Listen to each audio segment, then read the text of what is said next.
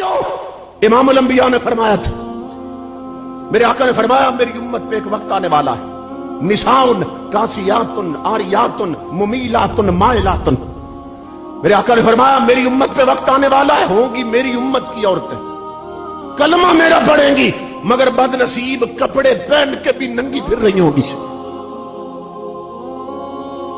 ये हदीस है। औरतें ढीला ढाला लिबास पहनती थी, ढीला ढाला लिबास पहनती थी, क्योंकि अन्नासु बिल लिबास, अरबी का मकूला है कि इंसान की पहचान ही लिबास से, इंसानियत की पहचान ही लिबास से। क्योंकि घोड़े और गधे लिबास नहीं पहनते, कुत्ते लिबास नहीं पहनते, लिबास बंदे पहनते हैं। इंसान की पहचान ही लिबास से। तो पहले औरतें ना ढीला ढाला लिबास पहनती थी और फिर ऊपर मोटी मोटी चादरें होती थी और पूरे बाजू होते थे और बैन वाले कुर्ते होते थे, बैन वाले। और जब घरों में टीवी की टीबी हो गई कौम को, टीवी लग गए ना घरों में, फिल्में और ड्रामे चले, फिर डिश आ गई, फिर वीसीआर आ गया, फिर डीवीडी आ गई, फिर केबल के कनेक्शन आ गए, फिर टच मोबाइल आ गए, कौम लिबरल होती गई, बेगैरत बनती गई, हया निकलता गया। फिर क्या हुआ, सरों से दुपट्टे उतरे और गले में आ गए, फिर गले से भी खत्म हो गए। वो बैन औरतें पहनती थी, बैन वाले कुर्ते, कि यहां भी गैर की नजर न पड़े। वो बैन खत्म हुए, गले और गरेबान इतने खुले हो गए कि नेक लाइनें और जिस्म नजर आने लगे। औरतें पूरे बाजू पहनती थी, शॉर्ट कट होते होते बाजू पूरे नंगे हो गए। अब आगे गर्मियों में जो लिबास बाजारों में बिक रहा है, अब देखना औरतों का हाल क्या होता है। इधर चाक कितने ऊंचे कर लिए कि पेट नजर आने लगे, उधर शलवारों की जगह टाइट पजामे पहन लिए औरतों ने कि जिस्म का अंग अंग और जोड़ जोड़ नजर आने लगा। कुरान क्या कहता है, जिसे तुमने सिर्फ खत्म और शबीने की किताब समझा है, उसे अलमारी से निकालो। वो क्या कहता है कुरान? कुरान कहता है नबी की उम्मत की औरतों, वल यद्रिबन बिखुमरिहिन्ना अला जुयूबिहिन, अपने ऊपर अपने जिस्मों पर अपनी चादरों के पल्लू डाल के रखा करो ताकि तुम्हारे जिस्म का उभार जाहिर ना हो पाए। कुरान कहता है वला यद्रिबन बिअरजुलिहिन्ना लियुअलम मा युखफीना मिन ज़ीनतिहिन। ए नबी की उम्मत की औरतों, अगर घरों से निकलो, मजबूरन बाजार जाओ, सड़क पे जाओ, गली में जाओ, तो अपनी चाल भी ऐसी मत बनाओ और इस जोर से कदम जमीन पे मत धरो कि तुम्हारी चूड़ियों की झनकार भी गैर महरम के कानों में जाए। ये मैं कुरान पढ़ रहा हूं। और जिस औरत की चूड़ियों की आवाज भी कुरान नहीं चाहता कि गैर के कानों में जाए, वो खुद मेकअप करके गैरों में जा बैठी। आज बेहया और बेगैरत खान जिन्होंने सिर्फ अंग्रेज की तालीम पढ़ी है, वो क्या कहते हैं, वो बीवी को कहते हैं तैयारी करो, बाजार तुम्हें शॉपिंग करवाने जाना, तैयारी करो। और उसे मालूम है बेगैरत को कि वो तैयारी कैसे करती। यानी खामद के सामने तो हाथों से प्याज की बू आ रही थी और सादा से कपड़ों में थे। अब खामद कह रहा है बाजार जाना है, अब सुर्खी पाउडर लग रहा है, अब मेकअप हो रहा, अब कपड़े बदले जा रहे हैं, अब खुशबू छिड़की जा रही है। उस बेगैरत को यह समझ ही नहीं आ रही, भाई बीवी मेरी थी, संवरना तो मेरे लिए था, सजना तो मेरे लिए था, ये बन संवर कर गैरों को क्या दिखाने जा रही है। क्या गैरत इतनी मर गई?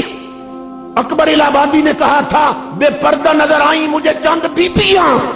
अकबर जमीन में गैरत कौमी से गड़ गया और पूछा जो मैंने तुमका वो पर्दा वो क्या हुआ? पूछा जो उनसे तुम्हारा वो पर्दा वो क्या हुआ? कहने लगी कि अक्ल पे मर्दों की पड़ गया।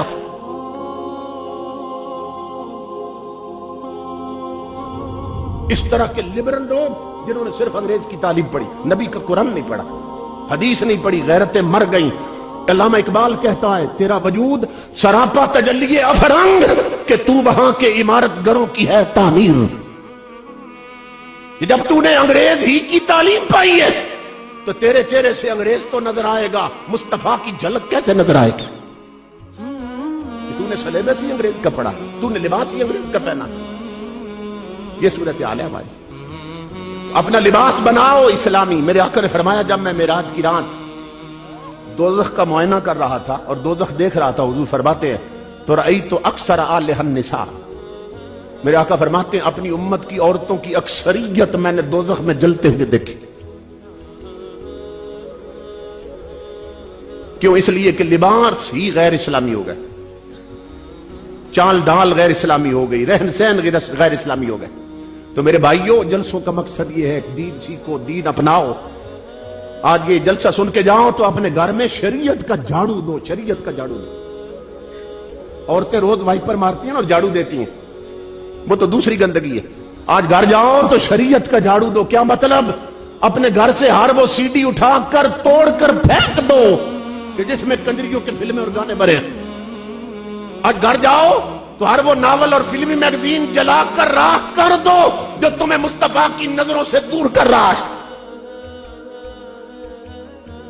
اپنے گھر کو پاک بناؤ تاکہ نبی کی رحمت گھروں میں اترے اور اللہ کا فضل شامل حال ہو. ہمارے گھر ناپاک ہو گئے. ہر بندے کی طلب ہے میں مدینہ پہنچ جاؤں, میں کعبہ شریف دیکھ لوں. آج پیسہ زیادہ ہو گیا نا, بندوں نے 10 عمرے کر رکھے, 10 15 عمرے کر رکھے, مگر زندگی نہیں بدل رہی, زندگی نہیں بدل رہی. جالیوں پہ جاتے ہیں, بڑے روتے ہیں. اسی دور کے ایک بزرگ کو حضور خواب میں ملے, فرمایا بدبخت جالیوں پہ بڑے روتے ہیں اور سمجھتے ہیں شاید مجھے نہیں معلوم گھر میں کیا رکھا ہے. گھر میں بہو بیٹیوں کے دوپٹے اترے ہیں, جالیوں پہ رو رہے ہیں. گھر میں ایل سی ڈیز لگی ہیں, کیبل کے کنیکشن گھر میں, اور چھتوں پہ 2 ڈشیں لگی ہیں, اور بغیرتی کا پورا ماحول یورپ کا گھر میں دیکھا جا رہا ہے, اور میری جالیوں پہ رو رہے ہیں. وہ سمجھتے ہیں نبی کو خبر نہیں. تو ایسے عمرے کرنے والے لوگ بڑے بدبخت ہیں. کیوں؟ بڑے بد نصیب تھے ہم جو قرار تک نہ پہنچے. کیوں؟ کہ در یار تک تو پہنچے, دل یار تک نہ پہنچے.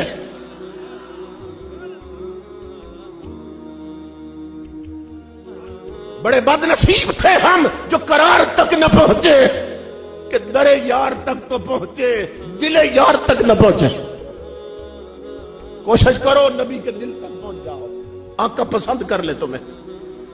اس لیے آج جاؤ تو گھروں میں شریعت کا جھاڑو دو اور اپنے گھر سے ہر وہ نقش مٹا دو جو مدینے کا نقشہ دھندلا رہا ہے. اس لیے میرے آقا کے غلاموں, میں اتنا شور مچا رہا ہوں شاید کہ اتر جائے تیرے دل میں میری بات. اپنے آپ کو بدل لو. زندگی بہت تیزی سے ہاتھوں سے نکلتی جا رہی ہے. آخری بات عرض کر رہا ہوں.